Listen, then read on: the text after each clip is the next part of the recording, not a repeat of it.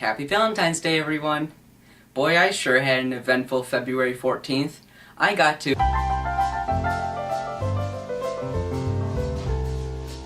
and put the shovel right back in the shed. Well, now time for another review of a mediocre My Little Pony episode. So, we opened to Twilight experimenting on Spike. I really should have worded that differently. Okay, here goes.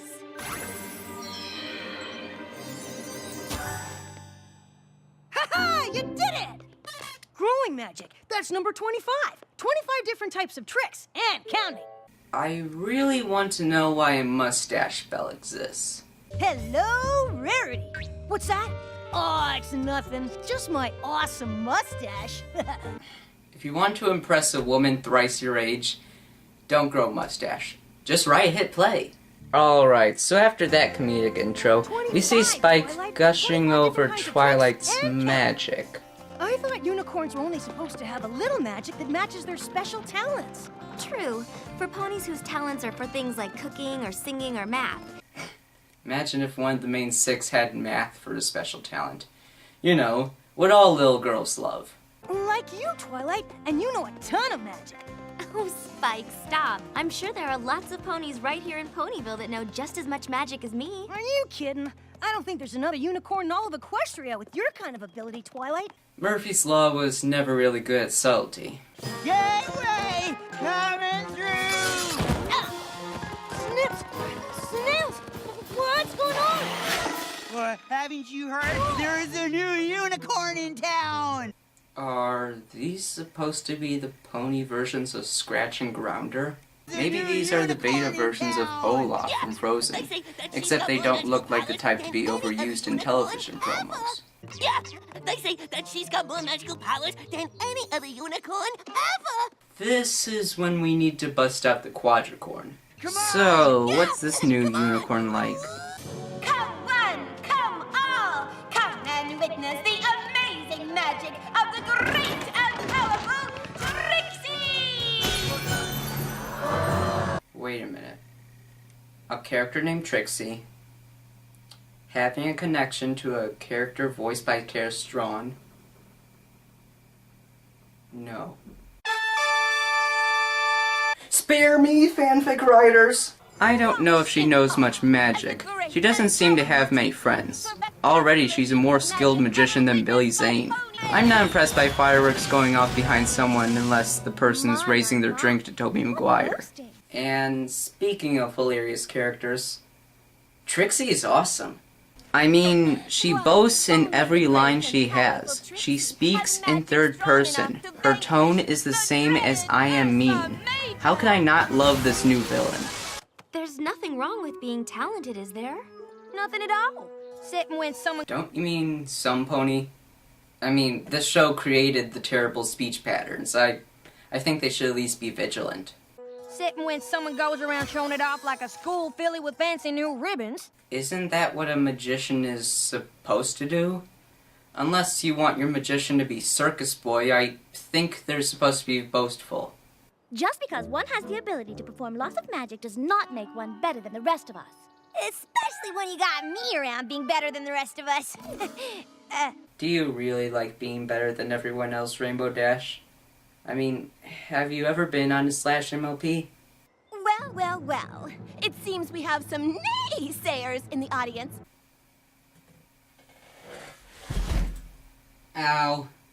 Who is so ignorant as to challenge the magical ability of the great and powerful Trixie?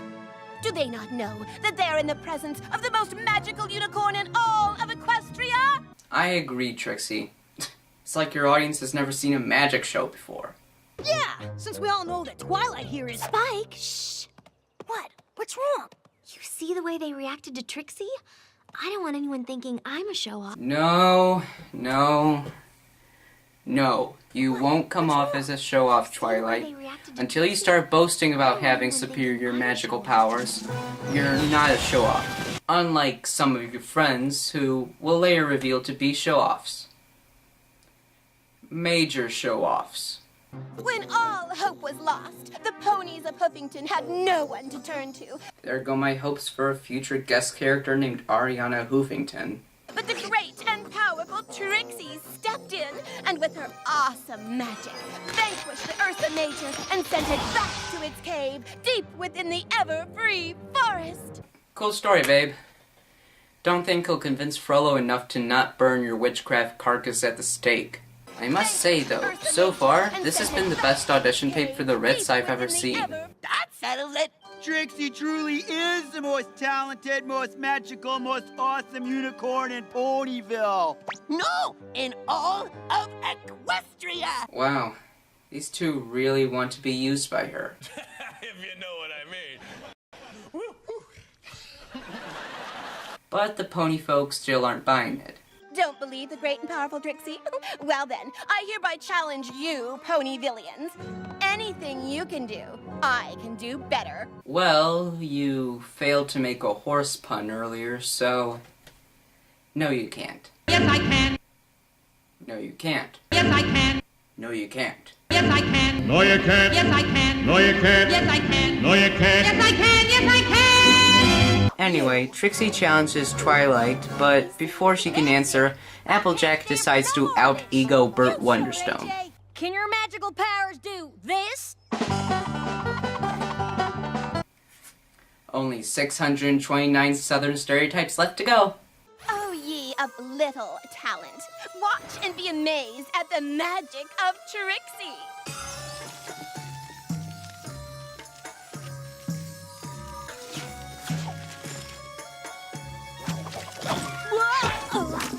Looks like even a villain can learn something from the Jungle Book. There's no need to go strutting around and showing off like that. Oh? That's my job. And no one's ever taking that away from you, Dashie. So after Dash does a well-animated but generic aerial trick, Trixie teaches Dash that it's wrong to jump on stage during a magic show just to show off. Seems like any pony with a dash of good sense. You know what they say, fight rainbow with rainbow. What we need is another unicorn to challenge her. Someone with some magic of her own. Yeah, a unicorn to show this unicorn who's boss. A real unicorn to unicorn tussle. What this episode needs is a better dialogue writer. No, seriously, this dialogue is so obvious, it's on par with Barney and those darn Doogie Loves. Enough, all of you. I take your hint, but Rarity is above such nonsense. Rainbow Dash and Applejack may behave like ruffians, but Rarity conducts herself with beauty and grace. So what, you're speaking in snobbish third person too? You're pretty much on the same level as Trixie. Ooh, what's the matter? Afraid you'll get a hair out of place in that rat's nest you call a mane? I did not see that coming. So Rarity tries to best Trixie with her grace and beauty, I guess. Of course, Trixie has the upper hand. What did she do to my hair? I know she did something terrible to my hair! Nothing. It's fine. It's gorgeous. It's green. What? No! Green hair! Not green hair! Oh, such an awful, awful color! It's not easy being green, is it? Well, Twilight, I guess it's up to you. To do what? Rudely interrupt a magic show? Seriously, Trixie's supposed to be doing all this. She's not really a threat to the town in any way. Everyone needs to stop being stupid. Twilight runs away in fear of everyone's judgment, proving Trixie victorious. Then we have to endure more snipping snails. I hate these two. I hate these two, okay? They're just so one-dimensional. At least Gilda had that subtle pain in her face near the end of Griff on the Brush-Off, making her at least 2.5 dimensional. Here's the old smoothie you asked for with extra hay, just how you like it. You know, who cares? I'm skipping ahead to a funny line Trixie says. Trixie is far too exhausted from performing feats beyond imagination. Seriously, she's the best part of this episode. She really is. She's like a female Gatsby. She's just so undeniably smug that I just have to love this character. Spike tries to talk some sense into the unfunny duo. How can you fall for her lameness? She's just a show-off. No, she's just a magician. one that Snip and Snails really want to Roger. The great and powerful Trixie vanquished an Ursa Major. Can your Twilight claim that? Well, Twilight once made Pinky crash into the moon's eye. Can your Trixie claim that? Oh, really? Were you guys actually there? Well, no, but... But nothing. The proof is in the pudding.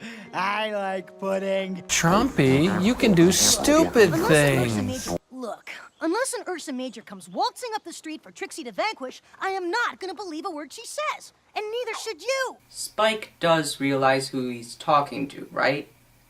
Because if not, he's responsible for the entire ending of this episode. Snails, you thinking what I'm thinking? Why is it they call it a flea market when they don't really sell fleas? What's wrong with you? Spike again tries to convince Twilight to have a duel with Trixie. Didn't you see how they hated Trixie's bragging, Spike? If I go out there and show off my magic, I run the risk of losing them as friends. No, you don't. You're more humble about your magic than Trixie, which is pretty much the reason why Ponyville hated Trixie so much. You're afraid of things that aren't even true. It's not the same thing, Twilight. You'd be using your magic to stand up for your friends. No, Spike, it's exactly the same. Stop being Ron! If that's the way you want to be, then fine. Thank you, Spike. That joke was pointless. We cut to... oh god, really? They're going to go looking for an Ursa Major, not knowing the consequences on the town and everyone around them if they do find one. Why must I be surrounded by frickin' idiots? Hey, guys, where are you going? Get up now! Got a major problem! I know the script is bad, but the episode's almost over, so we just need to stay strong, okay? Trixie thought she said the great and powerful Trixie did not want to be disturbed. We have a tiny problem. Well, that's a relief. Nice to know the problem went from major to tiny. Actually, nothing's changed. Finally, Spike convinces Twilight to use her brain and use her magic for the sake of humanity. Great and powerful Trixie, you've got to vanquish the Ursa. Yeah, vanquish so we can watch! It took a lot of trouble to get that thing here.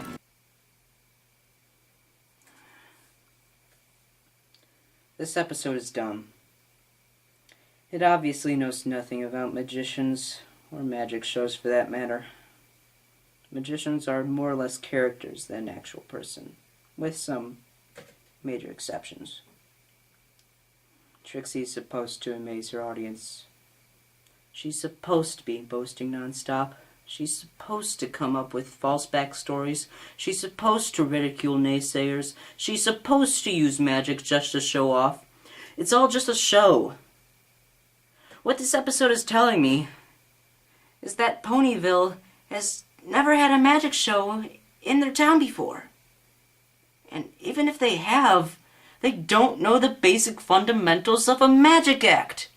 The fact that these two dumb bots have brought a giant bear to prove one of Trixie's stories right. Are you out of your little pony minds? Yes. Yes, they f***ing are, oh great and powerful Trixie. What do you know? She fails epically. What's going on? We brought an Ursa to town. You what? Don't worry, the great and powerful Trixie will vanquish it. It's at this point that Pinkie Pie, with a bunch of musical instruments, has a better chance of defeating the Ursa Major than Trixie. I can't. What?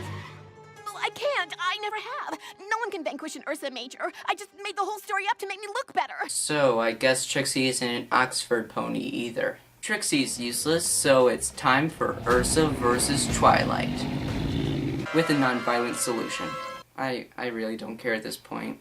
I'm sorry. Please don't hate me. Hate you? Why, whatever do you mean, darling? Well, I know how much you all hated Trixie's showing off with her magic tricks, and I just thought... You're so stupid! Magic's got nothing to do with it. Trixie's just a loudmouth. So, you don't mind my magic tricks?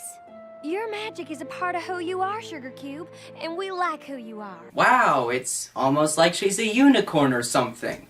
We're proud to have such a powerful, talented unicorn as our friend. You are? Uh-huh.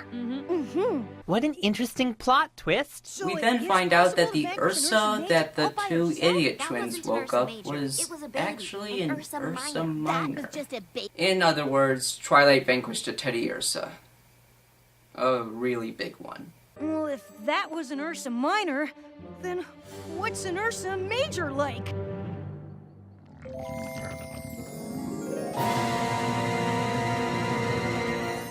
You don't want to know. That just rustled my Jimmy Smiths. Trixie flees town, scarred for life by the stupid ponies, and Snips and Snails must now be punished. If you want to hear him, Twilight, I have some really good ideas in mind. For starters, you can clean up this mess. And what do you think, Spike? Should I give them number 25? Oh, 25, yes. And I think I deserve it too.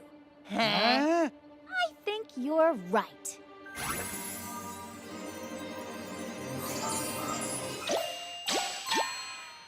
Sweet!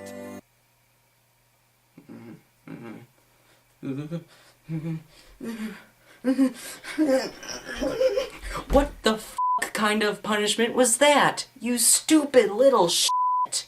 What the f***? Are you mad? Clean up this mess and I'll give you mustaches you don't even f***ing deserve.